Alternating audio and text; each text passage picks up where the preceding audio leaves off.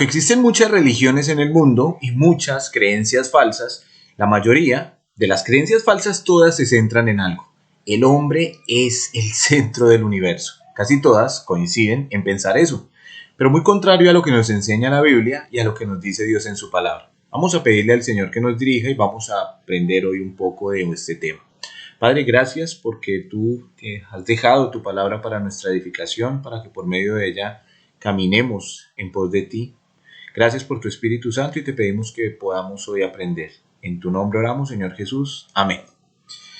En el libro de Jeremías, capítulo 45, que por cierto es uno de los capítulos más cortos del libro de Jeremías y también hace parte de los capítulos cortos de la Biblia, hay un tema interesante allí. Allí hay una exhortación a alguien que acompañaba al profeta Jeremías y este es este personaje Baruc. Quizá un personaje que poco hemos escuchado o quizá no lo habíamos escuchado, pero Baruc era un personaje quizá importante en los días de Jeremías. Este Baruc fue, podríamos decir, el secretario personal del profeta Jeremías. Este profeta que fue tan usado por Dios en estos tiempos de tanta tribulación y de tanta advertencia de juicio al pueblo de Israel.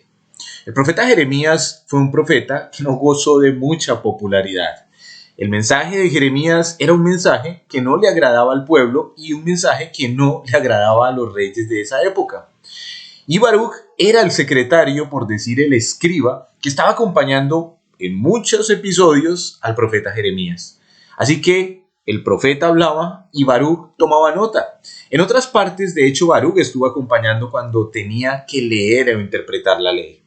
Así que Baruc fue alguien que estuvo al lado de este profeta, fue alguien que escuchó la revelación de Dios de primera mano, fue alguien que estuvo viendo la obra de Dios. Él estuvo caminando con este profeta, ayudándole en los momentos difíciles. Era alguien que veía cómo Dios obraba y operaba. Pero como ya dijimos, muchas veces el mensaje que daba el profeta no era un mensaje de consolación, era más bien un mensaje de dolor, de juicio, porque Dios quería concientizar al pueblo. Y justamente en uno de estos mensajes, o de muchos mensajes, llegó este profeta a dar un mensaje tan fuerte que su mismo secretario, su mismo escriba, Baruc, se cargó mucho con el mensaje.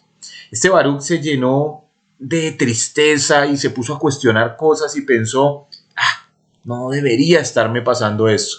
Y allí entonces, en el capítulo 45, ahora Dios envía al profeta Jeremías a que hable a Baruc, a quien acompañaba. Ahora es quien tiene que recibir la profecía o las palabras de parte de Dios. Dice el capítulo 45, palabra que habló el profeta Jeremías a Baruc, hijo de Nerías, cuando escribía el libro de estas palabras de boca de Jeremías en el año cuarto de Joacim, hijo de Josías, rey de Judá, diciendo, así ha dicho Jehová, Dios de Israel, a ti, oh Baruc. Así que la profecía para Baruc es esta, o más bien el mensaje que Dios envía a Baruc por medio de Jeremías es este. Tú dijiste, ay de mí ahora, ¿por qué ha añadido Jehová tristeza a mi dolor? Fatigado estoy de gemir y no he hallado descanso. Así que el profeta viene a Baruc y le dice, Dios te envía un mensaje, Dios sabe que te estás quejando, Dios sabe que tú estás diciendo, ay de mí, pobrecito de mí, ¿cómo puede Dios traer tanto dolor a mi vida? Eso era lo que estaba sintiendo Baruc. Pero el profeta viene a animarle, a consolarle, pero a exhortarle. Viene a orientarlo y a hacerle dar cuenta de que está cometiendo un grave error. Así le dirás, dice Dios a Jeremías. Ha dicho Jehová, he aquí que yo destruyo a los que edifiqué y arranco a los que planté y a toda esta tierra. ¿Y tú buscas para ti grandezas? Esa es la exhortación que trae el profeta de parte de Dios a Baruc. Baruc está sorprendido, está triste y se está quejando de todo el juicio que ha llegado. Pero él no está pensando en el juicio o en el pueblo de Israel, en el pueblo de Judá. Él no está pensando en el pueblo, sino que está pensando en sí mismo. Y está diciendo Baruc, ay, ¿cómo puede venirme toda esta tristeza? Vea esta situación tan dolorosa por la que estoy pasando. Así que por eso el profeta viene y le dice, a ver, Dios te manda a decir, Dios destruye lo que plantó, Dios está destruyendo lo que edifica, Dios está haciendo algo fuerte, es un juicio general, es un juicio para toda la nación. Y tú estás buscando grandezas para ti, Baruc.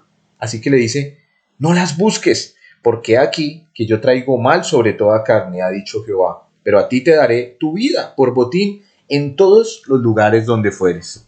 Así que lo que Dios le está diciendo a Baruch por medio del profeta es: Baruch, estamos pasando por un momento difícil toda la nación. Tengo que traer juicio al pueblo. Todos están sufriendo. Hay muchas personas alrededor de Baruch sufriendo, recibiendo juicios de parte de Dios, que están sufriendo de muchas maneras. Y Baruch, tú estás preocupado por lo tuyo, buscando tus propias grandezas, en vez de estar dolido por el pueblo, como era el sentimiento del profeta Jeremías. Todos sabemos que el profeta Jeremías fue conocido por ser un profeta que le dolía lo que estaba pasando, pero su escriba no estaba dolido en este momento por lo que pasaba al pueblo, sino que se estaba doliendo por lo que a él le pasaba. Y el mensaje de Dios es: no pongas tus miradas o tu mirada en las cosas tuyas, más bien entiende que esto es para todo el pueblo. Y sí, te voy a guardar la vida y nada te va a pasar, pero deja de pensar en ti mismo, prácticamente se puede decir, que es el mensaje del capítulo 45, un capítulo corto, con un mensaje corto, pero directo a este hombre Baruch. Ahora, lo que quiero que reflexionemos de este mensaje es lo siguiente. Baruch fue un hombre que andó con Dios, que sirvió a Dios, que acompañó a un gran profeta en una gran tarea, en un tiempo importante, pero este hombre Baruch en un momento se salió del camino, ¿saben? Este hombre en un momento dejó de pensar en la manera que tenía que pensar y se estaba centrando en sí mismo. Dios no quería que este hombre pasara por eso, así que por eso trae esta exhortación. Y Dios trae esa exhortación a la vida de todos sus hijos y de todas las personas. Uno de los males que estamos pasando hoy en día es justamente el egoísmo. Creo que de algo está sufriendo la humanidad, pero si bien ha sufrido siempre, es de ese egoísmo. Pero ese egoísmo se ha venido haciendo más fuerte y más relevante cada día y cada vez que avanzamos en el tiempo. Entre más pasan los años y entre más se supone que el hombre avanza, terminamos por ser más egoístas, y la humanidad y la sociedad cada vez demuestran su egoísmo de una manera tan grande. Basta subirse a un bus de público y ver cómo muchas personas están usando sillas que no les corresponden, pero nadie quiere darle el puesto o cederle el puesto a una persona que realmente lo necesita. Esto es el pan diario y esto es de lo que vemos todo el tiempo. Pero no solo pensando en el transporte público, sino pensando en nuestra vida diaria. Creo que estamos siendo contagiados por ese egoísmo. Y muchas veces, aún como creyentes y aún como cristianos, quizá a veces vemos todo lo que está pasando en el mundo y vemos todo lo que está pasando en nuestra sociedad, vemos cómo todo este tema del virus y de la enfermedad del COVID ha afectado a tantas personas, y a veces nosotros estamos simplemente pensando en lo que a nosotros nos perjudica. A veces estamos pensando solo en nuestro propio dolor y no nos damos cuenta que realmente alrededor ha pasado algo fuerte. Esto definitivamente refleja el egoísmo que muchas veces nos afecta. El egoísmo que está a la puerta de toda persona, pero también de todo creyente. El egoísmo que no es otra cosa que pensar en sí mismo, que estar pensando en lo que a nosotros nos sirve, lo que a nosotros nos gusta, en lo que a nosotros nos conviene. Y dejamos de pensar en otros, dejamos de pensar en que la obra que Dios nos ha dado para hacer es una obra de pensar en los demás, de dolernos más por las necesidades de otros, de estar pensando en lo que otros necesitan y no tanto en nosotros mismos. Por eso el Señor nos advierte aún por medio de su palabra en que nuestras oraciones no sean egoístas, porque aún nuestras oraciones pueden reflejar ese egoísmo que hay en nosotros. A veces podemos orar solo por nosotros, por nuestra familia, por nuestros hijos, por nuestra economía, y oramos por nuestras cosas. Pero eso refleja que a veces nos dejamos llenar de ese egoísmo y no estamos pensando en otros.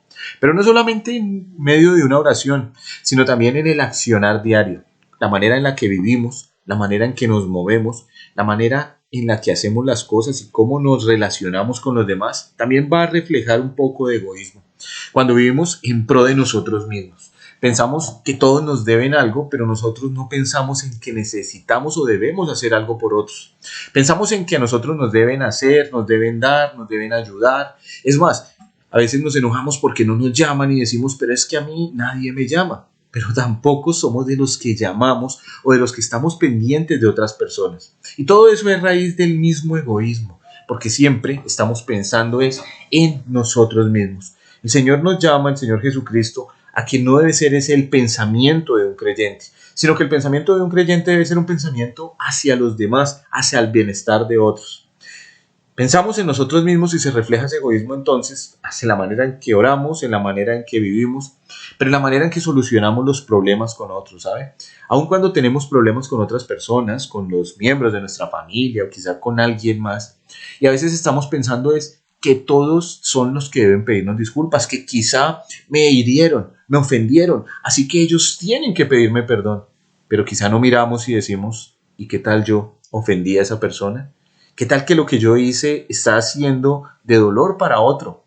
¿Qué tal que mi manera de vivir y de conducirme está afectando a otro? Aún pensáramos, si no pensamos así, estamos actuando egoístamente. Y muchas veces vivimos de una manera egoísta. Ni siquiera solucionamos con otros porque creemos que la ofensa que nos hicieron es más grande.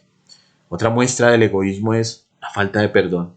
La falta de perdón muestra un ensimismamiento, muestra que somos egoístas, que no queremos dar por otros, sino que estamos ofendidos y preferimos retener una ofensa porque eso nos afectó a nosotros. Bueno, podríamos enumerar muchas formas y maneras de egoísmo, pero creo que algo que nos la resume es algo que dijo el Señor Jesucristo en Lucas capítulo 9, versículo 23.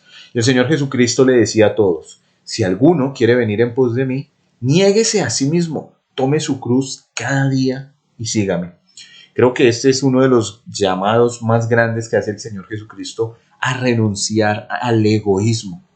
Si alguno quiere venir en pos de mí, niéguese a sí mismo. ¿Sabe qué? Renuncia a ese egoísmo. Renuncia, está diciendo el Señor, si alguno quiere venir en pos de mí, niéguese a sí mismo. Ese negarse a sí mismo es, dejemos de ser egoístas, dejemos de pensar en nosotros mismos, dejemos de creer que nosotros somos el centro del universo, que nosotros somos el centro de todo lo que gira. Es más, que todo el mundo y el universo giran alrededor nuestro, que la iglesia debería girar alrededor nuestro, que los ministerios deberían girar alrededor nuestro, que la familia debería girar alrededor nuestro. Eso es un pensamiento egoísta, como ya dijimos. Pero el Señor entonces dice, niéguese a sí mismo. ¿Sabe qué? Dejemos de pensar en nosotros mismos, que nosotros no somos los importantes, y más bien démosle la importancia al Señor y a las demás personas. Dice, porque todo el que quiere salvar su vida, la perderá. Todo el que se enfoca en poner su vida al máximo y en darse esa importancia que el mundo quiere que se dé, ese egoísmo y ese egocentrismo, dice, la va a perder. Y todo el que pierda su vida por causa de mí, éste la salvará. Todo el que pierda su vida, todo el que realmente su vida pase a un segundo plano por causa del Señor. Así que lo que debería ser, lo más importante, no somos nosotros mismos, ni lo que hacemos, ni lo que nos dicen, sino lo más importante debe ser Dios. No podemos pretender decir que Dios o el Señor es lo más importante si vivimos de una manera egoísta, porque no estamos haciendo esa entrega que el Señor puso como una condición. Si alguno quiere venir en pos de mí, niéguese a sí mismo. Así que si no nos hemos negado a nosotros, si seguimos viviendo de una manera egoísta, no estamos siendo verdaderos discípulos del Señor.